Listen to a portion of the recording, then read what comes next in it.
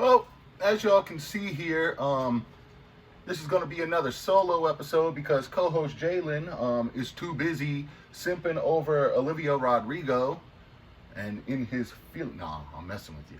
But yeah, this is going to be the Discussions with Dereck episode. And yeah, so we're going to get into... Who the fuck are you? Oh, man. So as you can see, this is not co-host Jalen. You want to tell the audience a bit about yourself here in a minute? A year and a half into this, and we still have technical difficulties.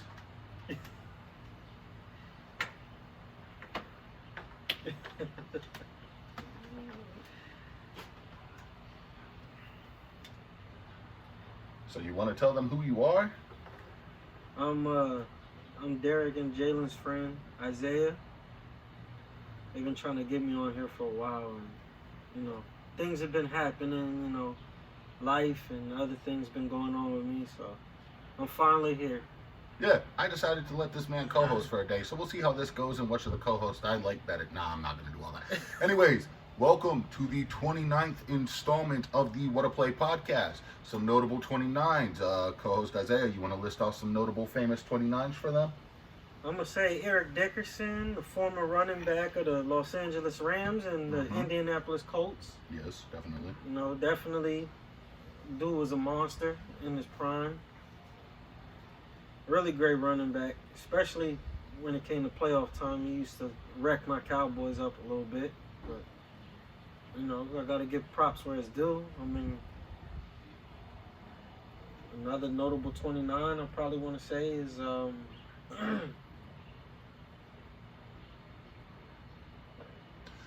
What about that dude that used to play for your Cowboys, Demarco Murray? Oh, him? Well, at first he was a promising running back. I mean, rookie season, busted out the gate with like 200-something yards against the Rams. And then, what was it? And then he didn't really get shine until like 2014. So. Definitely. So some notable 20-ends on my end are former Ravens and Seahawks safety Earl Thomas. Earl, get your shit together, man. And a former Chiefs safety who returned from battling cancer in Eric Berry. But that's not what we're here to talk about today. What we're here to talk about today, at the time of this recording, if you can't tell by co-host Isaiah's attire, and if you can't tell by my attire, the number 9 Ravens jersey, it is the 4th of July at the time of this recording. This is not a 4th of July special. Me and co-host Jalen already dropped that one. We kind of went on a whim here, and we're going to be talking about the man, the myth, the legend himself, Steve McNair. So for those of you who don't know, one of my favorite quarterbacks of all time. The man got traded. We'll get into those details later, but the man was a beast. He passed way too soon. Co-host Isaiah, what are your thoughts on what we're about to get into? Very underrated quarterback. Steve McNair, he was actually a really underrated passer.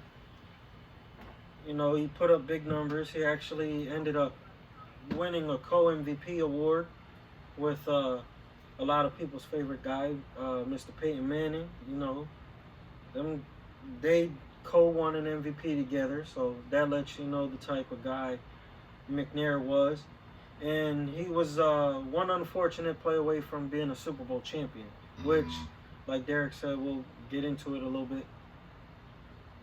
Yeah, definitely. So I think I want to start with McNair's early life. The man was born in Mount Olive, Mississippi on February 14th, 1973. Now, the interesting thing about that, and there's going to be an interesting part later when we get to the later part of this man's life, is the man was born on Valentine's Day. So what are your thoughts and takes on that, man, if any? To be honest, it's honestly, it's like that's something crazy. That's something you don't hear about every day. Yeah, it's definitely not, man. It's definitely not. So, yeah. he was born there, you know. He played football, baseball, and basketball, as many athletes do. Some other I cannot speak. Some other notable athletes who have played the multi-sports. One Mr. Deion Sanders and one Mr. Bo Jackson comes to mind. Or one of my favorite athletes, Mr. Allen Iverson. He played in college. He played football, and he played basketball, as many of y'all know already. And actually, he was a really, really good quarterback in his time, which actually helped him later on in his basketball career. Definitely. And then, so we don't have much information outside of where he was born on his early life, but he attended Mount Olive High School as a freshman in the fall of 1987. Obviously, I told you what he played. He led the Mount Olive Pirates to the state championship. And for those of you who don't know, we are in the state of Texas. Football, is its own entity down here, man. So, to lead your team, I know that's not where he's from, I'm just comparing the two. To lead a team to a state championship when you're in high school, that's kind of the main goal outside of winning it. Co-host Isaiah, what are your thoughts and takes on this? Yeah, anywhere, anytime, you're a big, you're depending on what state you're from, and depending on what, again, what state you're from, it usually determines what sport is your big thing. New York and Pennsylvania, it's more so basketball. That's their big thing. And like Dereck said, when you come down south, it's more so your southern states. Football is its own entity. Football is life. So places like Alabama, Louisiana, Texas, Mississippi. So anytime that you lead your team to a playoff or a state title or sectionals or whatever the case may be, that's a huge thing, and people will always remember you for that. Yeah, definitely. So moving on into his McNair's college career. So originally he was offered a full ride scholarship to the University of Miami. For those of you who don't know, the University of Miami has produced many great football players. Me being a Ravens fan, Ray Lewis and Ed Reed come to mind. Other notable guys, Willis McGahee. Do I have Warren Sapp right on that? Was that him or? I can't remember. Speaking of that, Miami, guys like Michael Irvin. Mm-hmm. If I'm not mistaken, I want to say there's another big guy from Miami. Like I said, there's a plethora of them. Here, let me. You know what? I'm acting like I don't have the tools. That episode of SpongeBob. We have the technology. But and actually, even though he's not a player, he's a coach. A great coach that comes from Miami football is Jimmy Johnson, who actually was the architect that built the 90s Dallas Cowboys into what they were. There's a reason I'm laughing. For those of you who don't know, I do record these podcasts at my house, and my niece is peering at me and co-host Isaiah through the window. So give me just a second. Isaiah, entertain the crowd. What's up? Anyways, back to business. I'm sorry about that, y'all. Anyways, the big name you were forgetting is one of, if not, in my opinion, the greatest return man in the history of the NFL. Oh, Devin Hester. Yeah, Devin Hester was big. Yeah. And Sean Taylor was another one as well. You can't forget the late, great Sean Taylor. Definitely. Dominant safety, played for Washington. I call him the Redskins still. I don't know. I hate the name football team and the Commanders. I think it's stupid. Great value Patriots. Like I said, I still prefer to them as the Redskins. Yeah, definitely. So the interesting thing about this is Steve McNair actually turned that offer down. He was offered to play running back, but he wanted to play quarterback. So he went to Alcorn State University. And the thing about that is a historically black college. So I'm going to let you speak on that, and then I'll give my input afterwards. Just your thoughts, takeaways on that, of McNair choosing Alcorn State over the University of Miami.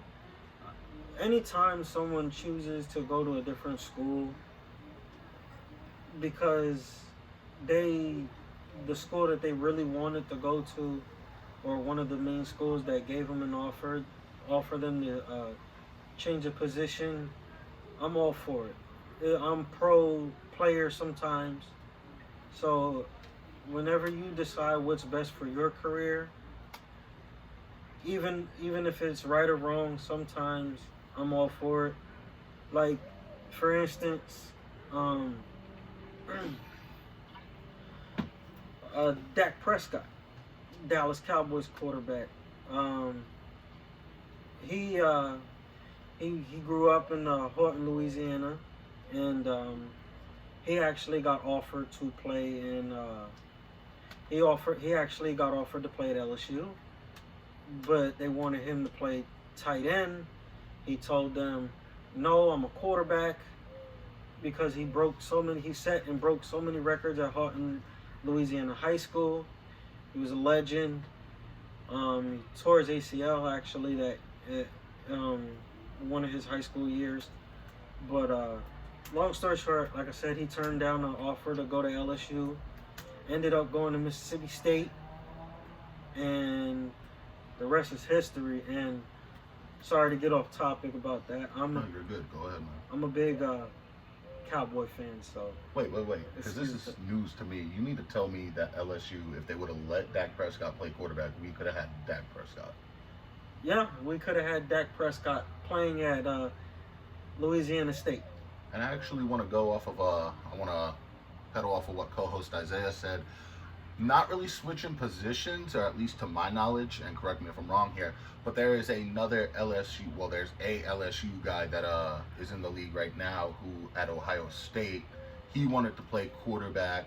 The coach at the time told him his hands were too small, and the man came to LSU, pretty much said fuck you, and won a natty. So oh, mighty Joe Burrow. Joe Shiesty. But yeah, that's my takeaway. I agree with co-host Isaiah. I think anytime somebody wants to play the position, I compare it. I know it's not the exact same thing, but I know when Lamar Jackson, obviously I'm a Ravens fan, y'all know that already, when he was asked to come into the league, there were a lot of teams pre-draft or during the draft process, or the pre-draft evaluations, that wanted him to play a different position. They wanted him to line up at wide receiver. They wanted him to line up at tight end, running back. You know, you can make all the Lamar's a running back jokes. I'm used to it by now. It is what it is. But Lamar said, screw you, I'm a quarterback. And, you know, the Ravens took a chance on him, and that's that. And to piggyback off of what he said, it all goes back to what I said earlier. Another time a player... actually, it's not a similar situation, but it is. Cornerback Trevon Diggs for Dallas. He actually went to Alabama, and he went originally as a wide receiver. Yes, he's Stephon Diggs' little brother. But at the time, because Alabama's always, Alabama's one of those colleges that produces the most, or sometimes the best wide receivers. Coach Nick Saban told him, look, maybe you should switch to defensive back. But part of that was because they were very thin at that position as well. And, sometimes when you're, a coach now granted, it was Diggs' decision, and it was suggested by Saban.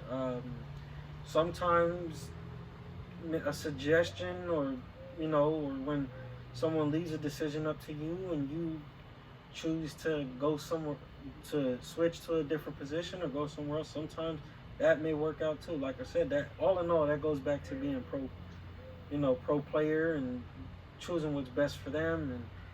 And Diggs, granted, he gave up the most receiving yards last year, but he did have a historic season. He had 11 interceptions. That hasn't been done in 30, 40 years. So, my hat goes off to him for ending up going to corner instead of staying at wide receiver, which he would have been a great wide receiver as well. Definitely. And getting back into because obviously this is the Erick McNair episode, getting back to that order of business, we're going to go some more into his college details. Now, I don't really, let's see.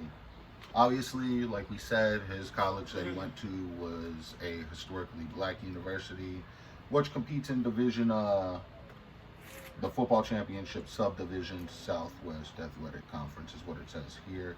But this man, because I'm not going to get into all the stats and whatnot, because if we did, as well as I do, we'll be here all day.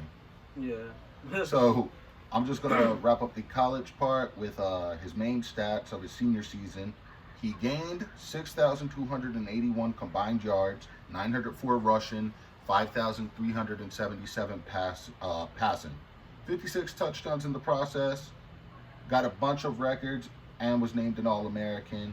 He won the Walter Payton Award, which for those of you who don't know, it's not the Heisman Trophy, but it's damn near up there. I think that's like one of the next trophies underneath. It's along with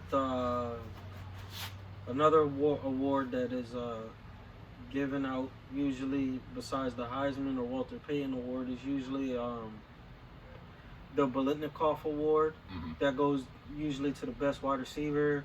I'm sure most of y'all are familiar with Dick Butkus. That usually goes to some of the best linebackers or the best linebacker. There's so many different awards named after different players and things like that. So, but anytime you go up for a big award like that, it's a big thing, even if it's not the Heisman. But usually when you get for an award like that or win an award like that, it's because you're the best at that certain position. So definitely. And I did want to backtrack to an earlier part of this whole ordeal. You said earlier in the episode that Steve McNair played basketball, baseball, football at the high school and the college levels. But co-host Isaiah, did you know that the Seattle Mariners drafted him in the 35th round of the 1991 MLB amateur draft? No, I did not. But I wouldn't be surprised that another NFL quarterback ended up playing baseball or getting drafted by a baseball team. Come to think of it, it makes me think of guys like Russell Wilson, Kyler Murray, and I know he wasn't necessarily drafted, or maybe he was, but Patrick Mahomes was another one. And it's funny because actually, if we're really being honest, baseball is really in Patrick Mahomes' blood because his dad was a major league pitcher that actually played with Alex Rodriguez in Texas. So again, I wouldn't be surprised. It's actually very common where a lot of quarterbacks end up playing baseball and things like that. So definitely. Now, we did mention the Heisman Trophy. Unfortunately, Steve McNair never won that in his college career.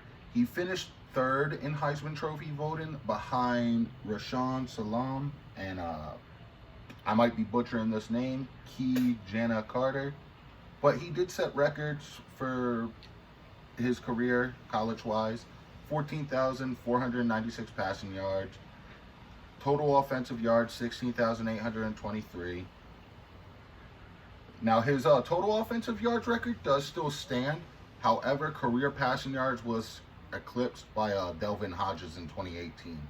So now moving on from the college ordeal to the professional career. Co-host Isaiah, do you want to tell him, or tell the audience, not him, I apologize for that, who Steve McNair was originally drafted by? He was originally drafted by the Tennessee Titans. Well, if most of y'all don't know, for the ones that do know, I'm sorry to really, remind you of history, but for some that don't know, the Tennessee Titans were never originally the Tennessee Titans, who are in Nashville right now. They're actually originally from Houston, Texas, and they're known as the Houston Oilers. So there's that little nugget of history. So that's who Steve McNair was originally drafted by. And for most of y'all that don't know, Tennessee and Houston has a rich history of great football players.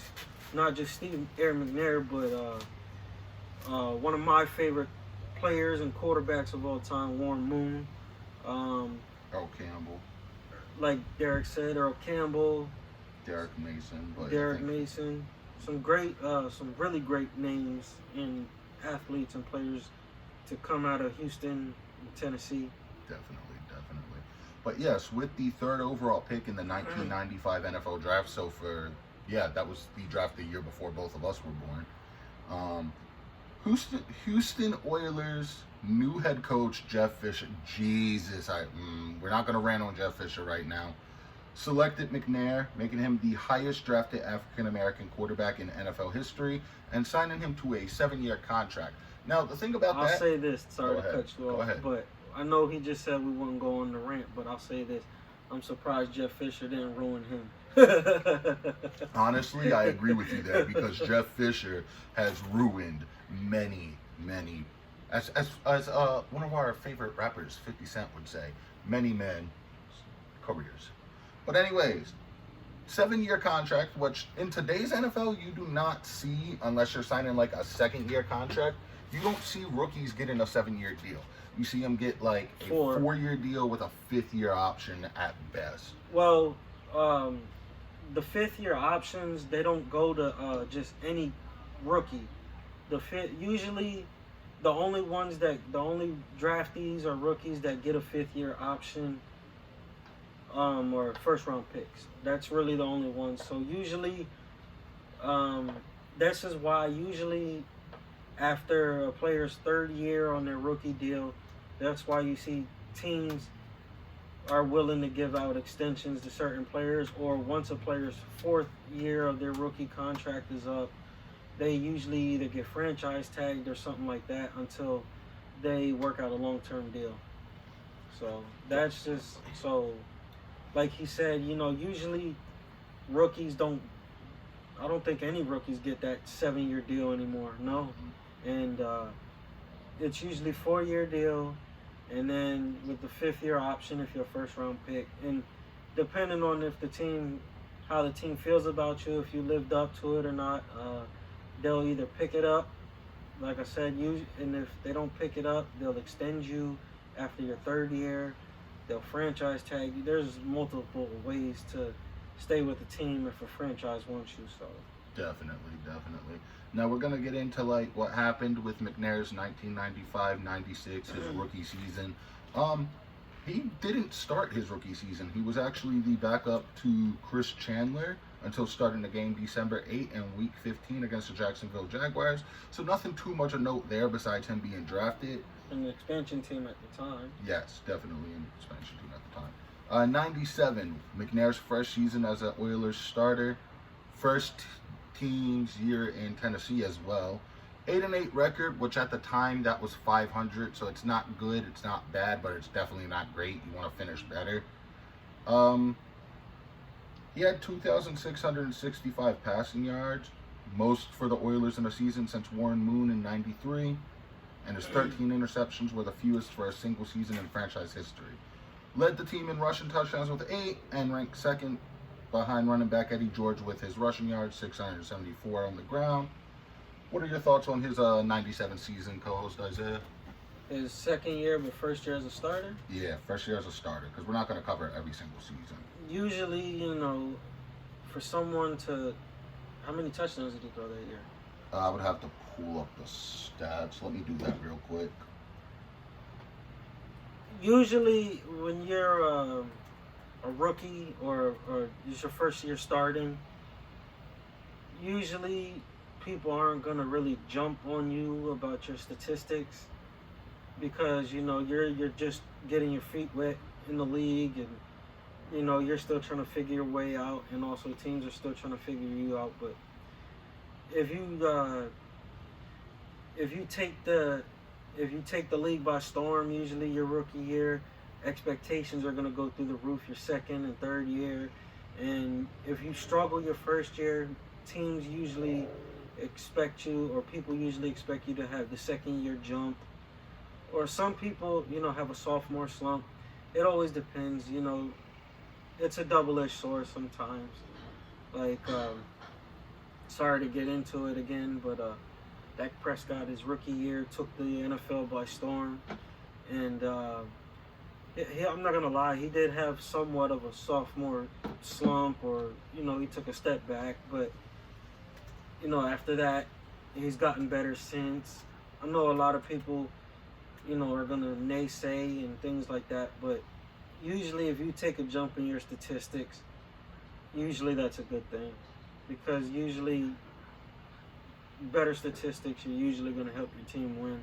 Yeah, and I can't really find anything at the moment. It's not that it's not there, but I'm not trying to do like a whole research on that. But yeah, jumping from, because his 1998 season, he just cut his interceptions. It was their first season in Nashville. But this is the one I want to get into, the 1999 season. The Super Bowl season. The Super Bowl season, yes sir. They changed their name from the Oilers to the Titans, first of all. Debuted a new stadium, the Adelphia Coliseum. McNair was diagnosed originally with an inflamed wrist following the Titans' 36-35 win over the Cincinnati Bengals. Needed surgery for that. They had a guy by the name of Neil O'Donnell. So, yeah, O'Donnell led them to a 4-1 record. McNair returned against the St. Louis Rams. There's a reason I find that funny, because Jeff Fisher coached for them, too. Tennessee won 7 of its last 9 games for a record of 13-3 and second place in the AFC Central, which, for those of you who don't know, is now the AFC South. Correct me if I'm wrong on that. Well, actually, back then, it was usually just 3 divisions for each conference, but now they split these, they split everything up, and because we had ended up getting new expansion teams, and some original teams started to come back and things like that. So they split up some of these divisions that had 5-6 teams, and ended up creating another division. So now that's why we have the 4 division formats for each conference now. So yeah, definitely. So getting on into this, the Titans, after they did that, they opened their playoffs at home against the Buffalo Bills. Wild card game, winning on the Music City Miracle. And co-host Isaiah, you want to enlighten our audience on what the Music City Miracle was? The Music City Miracle was actually, a kick. It was actually like a kickoff, and funny play that it was kicked off. I forgot the return man, but I got that information for you. It was Titans tight end Frank Wyshek threw a lateral across the field to Kevin Dyson, who ran it 75 yards to the crib, scoring a touchdown to earn a 22-16 victory. Yeah, that was the Music City Miracle. It was a lateral that ended up being taken back for a touchdown, and and that's not the first time the Buffalo Bills suffered a heartbreaking loss or anything crazy in the playoffs. Because it's funny, because in 1992 in the playoffs, the Bills actually were down by 30-something points to these Houston Oilers at the time, that was led by Warren Moon, and backup quarterback to Buffalo, Mr. Frank Reich, went on an unbelievable run, and what is now famously known as no one circles the wagon like the Buffalo Bills. So the Buffalo Bills have been on both sides of some crazy playoff performances or memories. So it was this one, they just so happened to be on the wrong side. Definitely. So moving on into the 1990 Super Bowl season. They eventually advanced to the Super Bowl. Off rip, I don't remember off the top of my head what Super Bowl this was. I just know, I'll tell you this. I forgot what Super Bowl it was as well. I think it was 34 because the Ravens-Giants played in the next one. But this Super Bowl, it was actually Steve McNair led them Tennessee Titans to the Super Bowl against what is known as the greatest show on turf, which was led by Kurt Warner, and he had an arsenal of weapons. It was Torrey Holt, Isaac Bruce, Marshall Falk.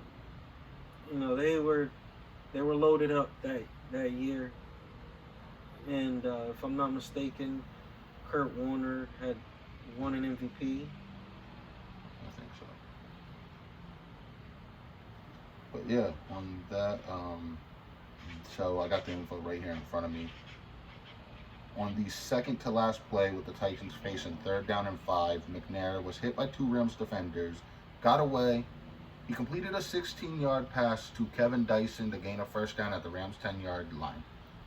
Final play of the game, McNair's pass to Dyson, it was complete. But the heartbreak here, you want to tell them what the heartbreak here was with Dyson? The heartbreak there was Kevin Dyson was tackled short of the goal line, and he tried to extend for the touchdown, but he was already down by contact. So he was ruled short by Mike Jones, the linebacker, who made an unbelievable play. And like Derek said, it was a heartbreak for McNair, Kevin Dyson, and the Tennessee Titans, led by Jeff Fisher. Yeah, definitely.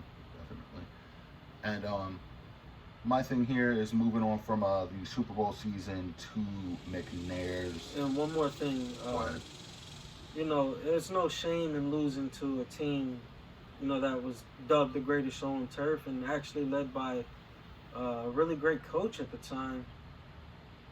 If I'm not mistaken, I believe it was, I forgot who the Rams coach was at that year. Yeah, I got you. But, you know, it's no shame in losing to a great team like that. It happens a lot, you know, sometimes, you know. It was Dick Vermeil. Dick Vermeil. So sometimes, you know, it's unfortunate and sad, but, you know, sometimes you got to just be able to be like, you gave your best shot and you just ran into a better team. Definitely, I agree with that. So moving on from the Super Bowl season to McNair's MVP season, or should we say co-MVP season, as co-host Isaiah told you earlier, he did end up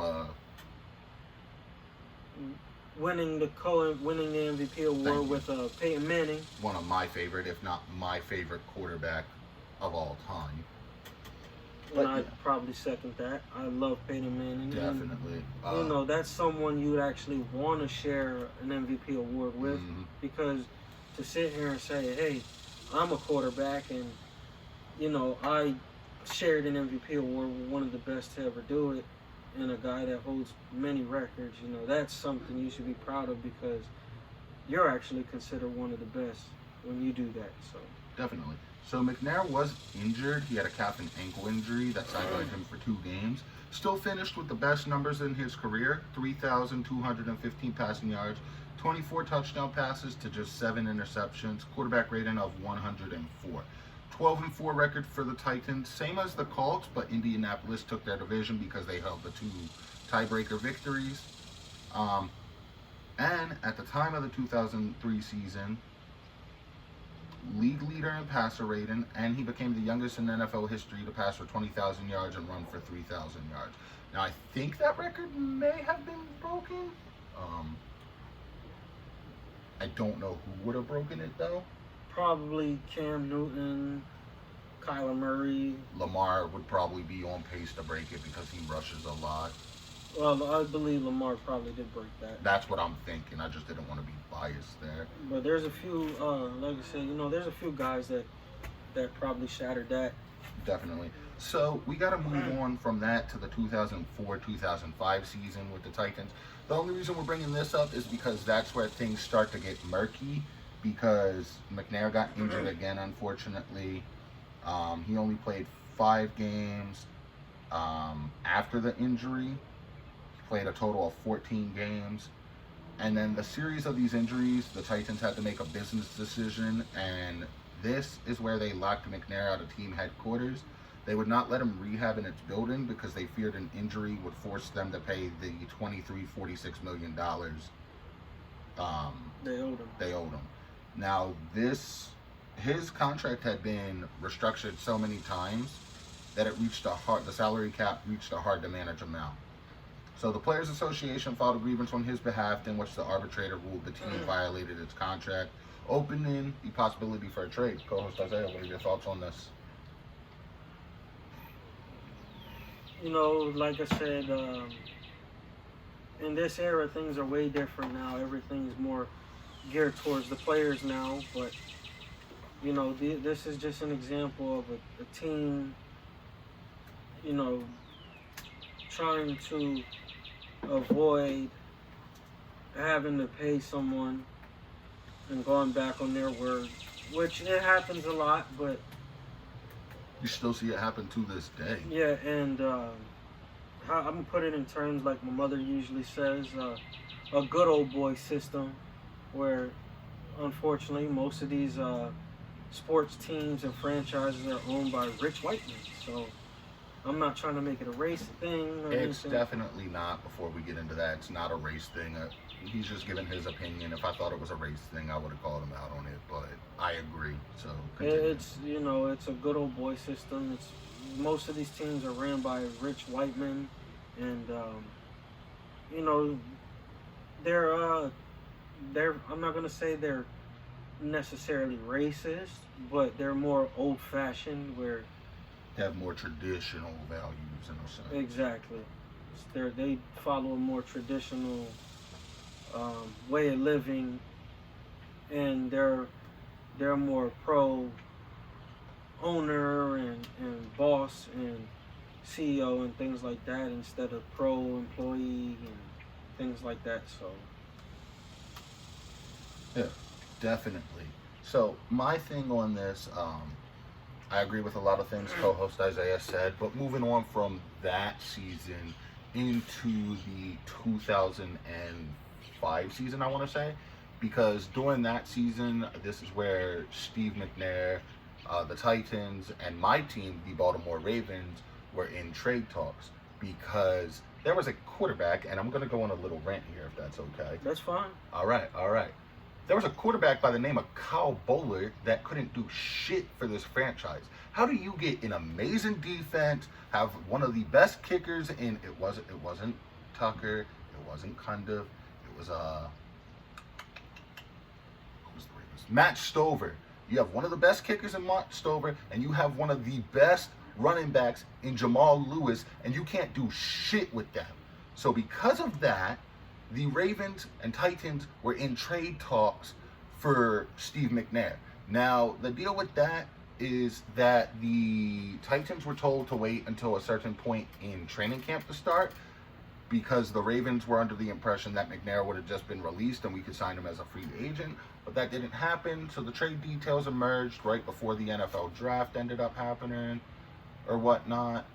And we traded a 4th-round pick in the 2007 draft and acquired the rights to Erick McNair. So, co-host Isaiah, your thoughts, takeaways on this?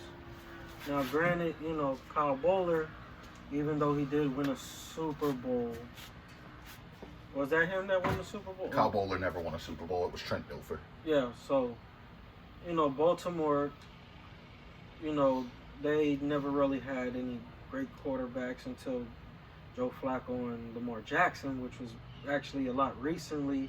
But prior to that, they never, and prior to McNair, they didn't really have a good quarterback. And yes, Trent Dilfer won a Super Bowl with Baltimore, but he was carried by his defense. I'll be the first person to tell you that. Yeah, and you know, like you said, Kyle Bowler wasn't that good at all. So I could understand why Baltimore, you know, sought after a great quarterback of McNair's caliber. And, you know, Trent Dilfer isn't the only quarterback, or Kyle Boller, they're not the only quarterbacks that got carried by their teams. Another one that comes to mind, and I don't want to go on a rant, and I won't, but another quarterback that comes to mind that got carried is Eli Manning of New York. That may be unpopular with a lot of people, but he had a really good running game with Ahmad Bradshaw and Brandon Jacobs. They plowed through everybody like a thunder and lightning combination. And the Giants really had a vaunted defense and a really great defensive coordinator and defensive mind in Steve Spagnuolo, who is currently the defensive coordinator for the Chiefs. And he just won a Super Bowl with the Chiefs a few years ago. So, and another quarterback that got carried to a Super Bowl, he didn't win it, but he got carried, was Jimmy Garoppolo. Jimmy Garoppolo. Another great coach with another example of a quarterback with a great coach, a great running back, a great running scheme and system, and a great defense. So, it happens. And it's not to say that these quarterbacks aren't that talented, because obviously you have to be talented to get to the NFL, but they just weren't good enough. The reason that their teams won, or they weren't, I'll put it in terms like this. There's guys that you win with or because of. No, there's guys that you win because of, and there's guys that you win with or in spite of. Definitely. I agree with you there. But that said, 2006 season for my beloved Baltimore Ravens. So you think, you have the defense, you have a running back, you have a quarterback now. You think they'd be able to piece that all together and make a Super Bowl run, right? Well, started off good because McNair started every game that season. He only missed portions of 2 games. So in Week 14, McNair threw the longest regular season touchdown pass in Ravens history. That may have been broken, but I'm not sure. Don't quote me on that. 89-yard touchdown pass to Mark Clayton helped Baltimore to at the time, best 13-3 record. Obviously, Lamar Jackson broke that to get us a 14-2 record, but we won't spend too much time on that. And we won the division. First playoff start for the Ravens against the Colts. For those of you who don't know, much as co-host Isaiah enlightened you and informed you on who the Tennessee Titans used to be, the Indianapolis Colts used to be the Baltimore Colts. So you won't see me rooting for them anytime soon.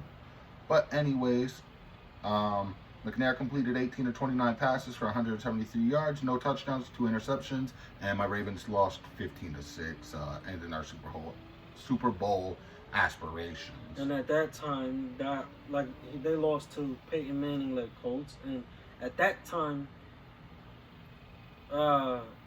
Peyton Manning was still trying to get over his own hump and demons and things like that. But this was as great as he was still trying to break through somewhat. So this was kind of like one of his breakout seasons. Definitely. So 2007 season, there's not too much to talk about as far as on-field stuff because he didn't play a lot. However, on May 9th of 2007, he was arrested in Nashville for drunk driving.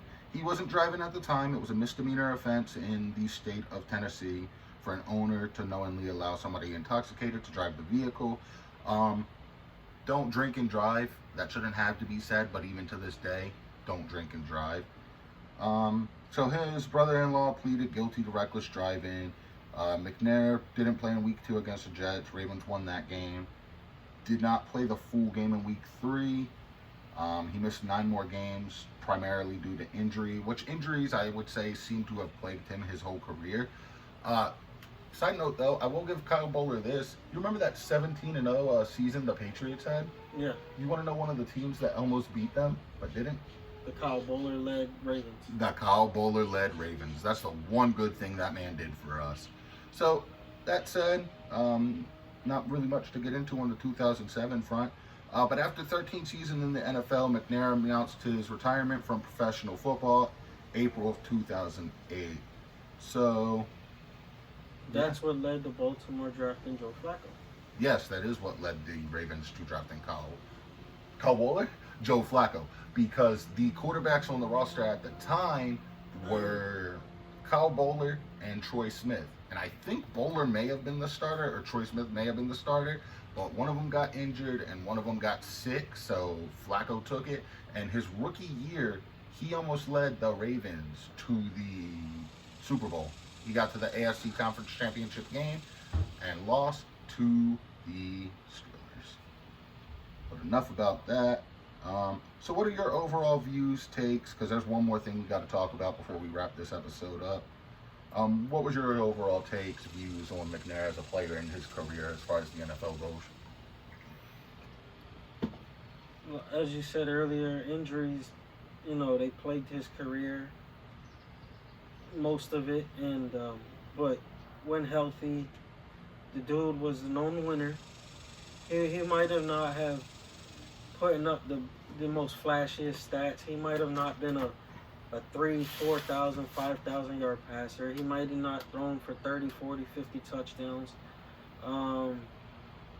But, he won games. Now, a lot of people would say, now, when I use this term, some people would take it as offensive or derogatory, because, that's their team, and some guys will go hard for their guy. But there's nothing wrong or bad about this term. But McNair, granted, he was decent when healthy, but he was more so of a game manager. And there's nothing wrong with that term. A lot of people would say, that's a disrespectful term. A game manager is not a bad term at all. If I can interrupt here real quick, there's definitely not anything wrong with that term, because one Mr. Joe Flacco for majority of his career, outside of the Super Bowl run and the 2014 season with Gary Kubiak as his OC, was a game manager. Nothing more, nothing less, nothing wrong with that. But continue. And actually, it's funny because before their Hall of Fame, before, he went, as even in the beginning of his Hall of Fame career, and before he really took off as one of the greatest quarterbacks / players of all time, if not the best, Tom Brady started out as a game manager.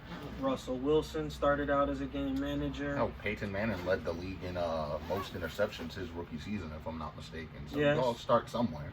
So, there's nothing wrong with being a game manager. And some of the greats start out as that. And then later on, when the pieces, they either retire, they get traded, they leave in free agency, injury, whatever the case may be, those quarterbacks take the next step. And, rest in paradise to Erick McNair.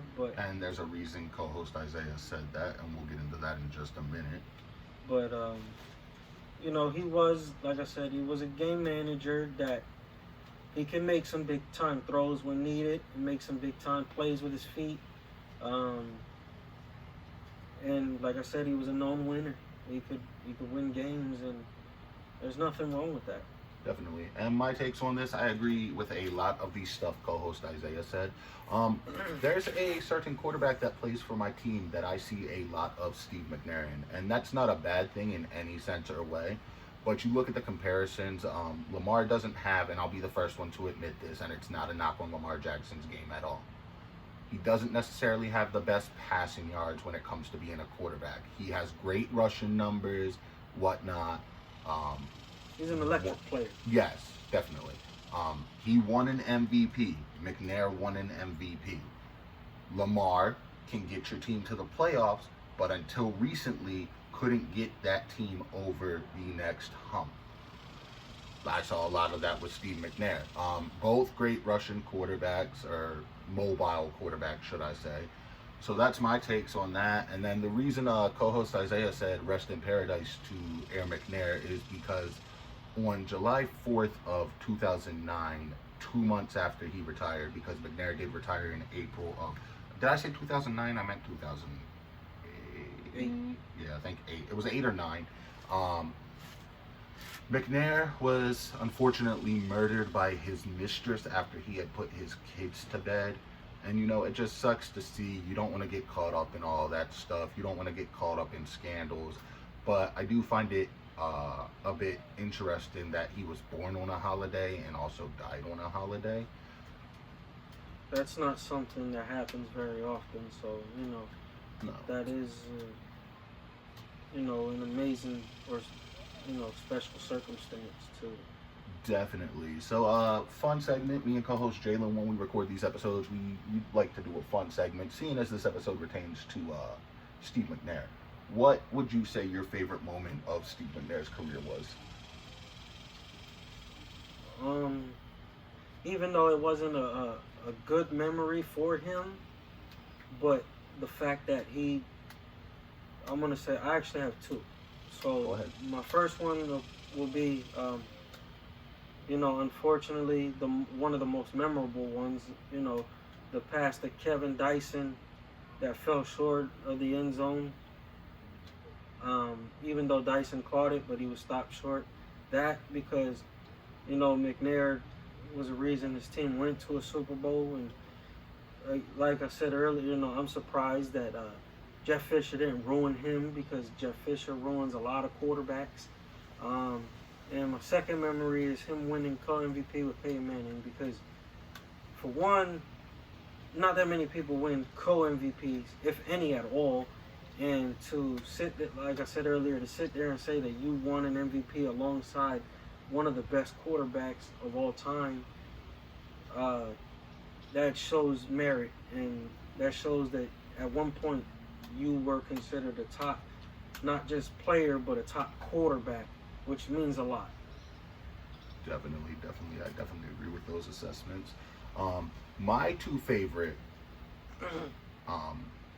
Steve McNair, Erick McNair moments. So the first one, obviously, him being traded to the Ravens, because I didn't know a lot about sports when I was younger. When all this was going on, I wasn't following the game, but I got into football much later than co-host Isaiah did. I go back, I watch the film, I read up on the players and stuff, and McNair, him being traded to the Ravens, definitely helped that franchise get Joe Flacco and eventually help us win a Super Bowl. So forever be grateful to him. And he was an electric player as well. My second favorite, I think I would have to agree with you in saying him co-hosting, I keep messing that up, being the co-MVP with my favorite quarterback of all time, Peyton Manning. So we're not trying to keep this too long, but we're going to wrap up with some PSAs. Do you got any PSAs you want to share? Because I got mine, but I'm going to be generous and let you say yours first if you have any. Well, hopefully I'll be back soon. You know, we'll have some fun things coming up. You know, you guys will get to see more of me. I had a fun time. I want to say thank you for allowing me to be on here and introducing me to your audience and things like that. And anytime that, you know, I'm invited, you know, I'll come. Definitely. I do want to say it does make it a bit hard and somewhat easy at times, because me and co-host Isaiah do work together. So if schedules don't allow it to, you know, sometimes you'll see the discussion with Derek's where it's just me talking. Sometimes I'll have co-host Isaiah fill in if co-host Jalen isn't available. My thing has always been to grow this channel to its maximum potential. And I think with me, Jalen, Isaiah, getting more guests on and whatnot, we can utilize that. So yeah, you're welcome for allowing me to be on the show. You know, anytime you want to be on here, just shoot me a text. You're more than welcome. You know, you said earlier in the episode, you're just a friend to me and Jalen. Those of you who know, this is more like a brother to me. I would do anything for this I man. wouldn't say more like a brother. I would say we're is brothers, a brother, you know, definitely. Definitely, you know. I call his mother my mother. He calls my mom, exactly. you know. And like he said, you know, hopefully, you know, we have more of our peoples on here later on. You know, maybe, you know, when we do continue to do this, you know, next year and beyond, you'll see more of my other brothers and other friends and things like that come on here, and you know, we'll talk sports and get into other things. Definitely. And I do want to give y'all an update on my PSAs, assuming you're done with your PSAs.